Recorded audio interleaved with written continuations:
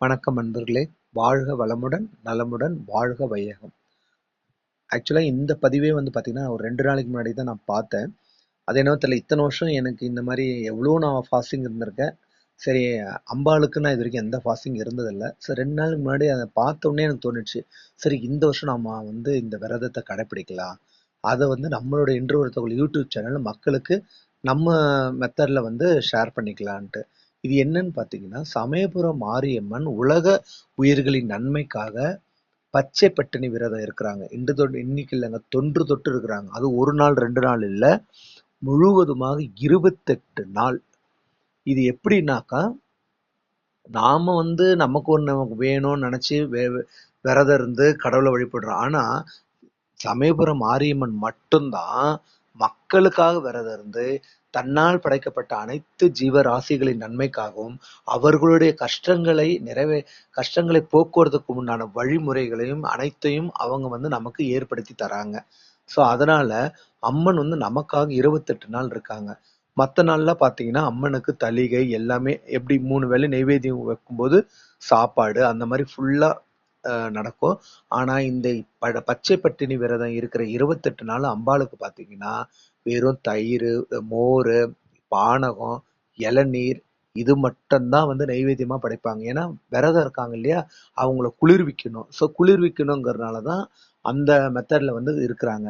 அது மட்டும் இல்லாம என்ன பார்த்தீங்கன்னாக்கா, சமயபுரம் மாரியம்மன்ட்ட நம்ம ஒரு வேண்டுதல் வச்சோம்னா, கண்டிப்பா அது நிறைவேறாம போகாதுங்க. அது வந்து நெறைய பேர் நான் சொல்லி கேள்விப்பட்டுருக்கேன். அதனால தான் அந்த அம்பாளுக்கே பார்த்தீங்கன்னா, சமயபுரத்தாள். சமயபுரத்தாள்னா என்ன? சமயத்துக்கு நமக்கு இந்த நேரத்துக்கு என்ன தேவை? அத நம்ம கேட்கிறோன்னும்போது, அத நமக்கு உண்மையாவும் ஆ கடவுள் பக்தியோடையும், உள்ள தூய்மையோடையும், உடல் தூய்மையோடும் நம்ம வந்து வழிபாடு செய்யும்போது கண்டிப்பா அது நடக்கும். அதுல எந்த மாற்று கருத்தும் இல்ல. சமயத்துல வந்து நமக்கு உதவி புரிறனால தான் சமயபுரத்தாள், பக்தர்களின் கண்ணீரை துடைக்கிறனால தான் அவ கண்ணபுரத்தாள். இந்த இதுல பார்த்தீங்கன்னா, முக்கியமா 3 இது வந்து முக்கியமா கொண்டாடுறாங்க. இது எப்ப கொண்டாடுறாங்கன்னு பார்த்தீங்கன்னா, மாசி மாதத்தோட கடை ஞாயிறு. ஸோ 9/3 அப்பதான் வந்து ஞாயிற்றுக்கிழமை ஆரம்பிக்குது. அன்னிலருந்து பார்த்தீங்கன்னா, பங்குனியோட கடை ஞாயிறு. ஸோ 16 நா அ சாரி 6, 4 இத நான் டேட்ஸ் பின்னாடி வரும். பாருங்க ஸ்க்ரீன்ல. ஸோ இந்த 5 ஞாயிற்றுக்கிழமையுமே பார்த்தீங்கன்னாக்கா, இப்ப நீங்க விரதம் இருக்கணும்னு முடிவு பண்ணிட்டீங்கன்னு வைங்களேன், எப்பவும் போல தாங்க பிரம்ம முகூர்த்தத்துல எந்திரிச்சுருங்க, நல்லா தலைக்கு குளிச்சிருங்க, விளக்கேத்துங்க வீட்ல. முதல்ல வெளியில ஏத்திட்டு உள்ள ஏத்துங்க. ஏத்தி முடிச்சுட்டு, அன்னைக்கு வந்து உங்களால அம்பாளோட பதிகம் அபிராமி அந்த அது எத வேணாலும் படிக்கலாங்க. படிங்க. நல்லா அம்மனுக்கு நெய்வேத்தியம் வைங்க. காலையிலேருந்து சாயங்காலம் வரைக்கும் எதுவும் சாப்பிடாதீங்க. தண்ணி குடிங்க. தண்ணி ரொம்ப ரொம்ப இம்பார்ட்டன்ட். ஏன்னா நம்ம இருக்கிற உடல்நிலைக்கும், நமக்கு இருக்கிற வேலைக்கு பளுவுக்கும் உடம்புல வந்து நமக்கு வாட்டர் பேலன்ஸ் பண்ணணும். ஸோ அதுக்காக வந்து கம்பல்சரி வாட்டர். மத்த நேரத்துல 3 லிட்டர் குடிக்கிறீங்களா? விரதம் இருக்கும்போது கண்டிப்பா 7 லிட்டர், 8 லிட்டர் தண்ணி ஃப்ரீக்வென்ட்டா குடிச்சுக்கிட்டே இருங்க. ஸோ அத நம்ம உடம்பு பேலன்ஸ் பண்ணணும். சுவர் இருந்தால் தான் சித்தனை வரைய முடியும். ஸோ அத பார்த்துக்குங்க. ஸோ இந்த 5 ஞாயிற்றுக்கிழமை இப்ப நீங்க இப்ப நான் எப்படி சொல்லிட்டேன், எப்படி நெய்வேத்தியம் பண்ணணுன்ட்டேன். இப்ப நீங்க என்ன விரதம் இருக்கிறீங்களா? காப்பு கட்டி விரதம் இருங்க. விரதம் ஆரம்பிக்கிற முதல் நாள், இப்ப இன்னைக்கு பார்க்குறீங்க, அன்னைக்கே ஆரம்பிக்கிறீங்கன்னு நினைக்கிறீங்கன்னா, ஒரு மஞ்சள் துணி எடுத்துங்க. அதுல ஒரு நாணயம் 11 நாணயத்த போட்டு முடிச்சு வச்சு, உங்க வேண்டுதல் வச்சுக்குங்க. தாயே! எனக்கு இந்த பிரச்சனை. இத எனக்கு நீ சரி பண்ணி குடு. சரி பண்ணி குடுத்தேன்னா, நான் வந்து இந்த காணிக்கைய உன்னுடைய சன்னிதானத்துல சேர்த்துடுறேன். சமயபுரம் மாரியம்மன் கோயிலுக்கு போக முடிஞ்சா சேருங்க. இல்லையா, உங்க குலதெய்வனே அம்மனா, சமயபுரம் மாரியம்மனா நெனச்சுக்கிட்டு, அந்த காணிக்கைய வந்து உண்டியல்ல போட்டுருங்க. இது வந்து கடைசி ஞாயிற்றுக்கிழமை. முடிச்ச உடனே நீங்க போய் கடைசி ஞாயிற்றுக்கிழமை கூட போடலாம். சரி, என்னைக்கு விரதம் இருக்கிறது? ஸோ இத பார்த்தீங்கன்னாக்கா, இந்த கோவில்ல வந்து 5 ஞாயிற்றுக்கிழமையுமே வந்து பார்த்தீங்கன்னா, பூச்சொரிதல் விழா நடக்கும். அதோட கதை நான் சொல்றேன். அந்த 5 ஞாயிற்றுக்கிழமையும் நீங்க விரதம் இருக்கலாம். இல்ல செவ்வாய், வெள்ளி. அம்மனுக்கு உகந்த நாள் செவ்வாய், வெள்ளி. ஆனா இது வந்து ஞாயிற்றுக்கிழமை தான் பூச்சொரிதல் விழான்றது சிறப்பா கொண்டாடுவாங்க. அது என்ன காரணம்னா, ஒரு தடவ ஆங்கிலேய படைகளும், பிரெஞ்சு படைகளும் மோதிக்கொள்ளும்போது, பிரெஞ்சு படைகள் காவிரி பட்டணத்துல இருந்திருக்காங்க. காவிரி கரையோரமா டென்ட் கட்டி நம்ம படைகள தாக்குறதுக்காக வெயிட் பண்ணியிருக்காங்க.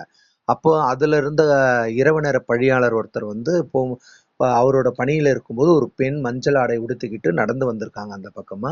இவர் என்ன பண்றாருனாக்கா, நில்லுன்றாங்க. ஆனா நிக்கல. அந்த அம்மா வந்துகிட்டே இருக்காங்க. இவர் துப்பாக்கி எடுத்து சுடுறாரு. சுட்ட உடனே என்னாச்சு, அவரு துப்பாக்கில இருந்து வர தோட்டம் அனைத்துமே பாத்தீங்கன்னா அவங்களுக்கு அம்மனுக்கு பூவா வந்து அவங்க மேல படுது. இவருக்கு ஒரே ஆச்சரியம் என்னடான்ட்டு. அப்படியே பாத்தீங்கன்னா அவங்க சன்னிதானத்துக்கு வந்துடுறாங்க. அப்படியே சன்னிதானத்துல அவங்க எல்லாரும் வரும்போது சன்னிதானத்துல சிலை இல்ல. இந்த அம்மா வந்து போய் சிலையா உட்காந்துடுறாங்க. அப்பதான் மக்களுக்கு அம்மனே வந்து வந்திருக்காங்கன்னு சொல்லிட்டு அவர்கிட்ட போய் தப்பு சொல்லி மன்னிப்பு கேளுங்கன்றாங்க. அவரும் மன்னிப்பு கேட்கிறாரு.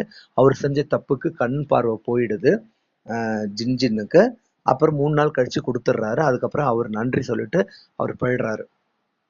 இதை நினைவாகத்தான் பூச்சொரிதல் விழா கொண்டாடுறாங்க. பூச்சொரிதல் விழா பார்த்தீங்கன்னா அனைத்து 5 ஞாயிற்றுக்கிழமையிலையும் நான் சொன்னேன் இல்லையா, மாசி கடை ஞாயிறுல இருந்து பங்குனி கடைசி ஞாயிறு வரைக்கும் செய்யறாங்க. அதுல ஸ்கிரீன்ல என்ன டேட்ல 9/3 ஸ்டார்ட் ஆகுது, 6 நாள்ல முடியுது. ஸோ இந்த 5 நாளுமே கூட நீங்க வந்து பண்ணலாம்.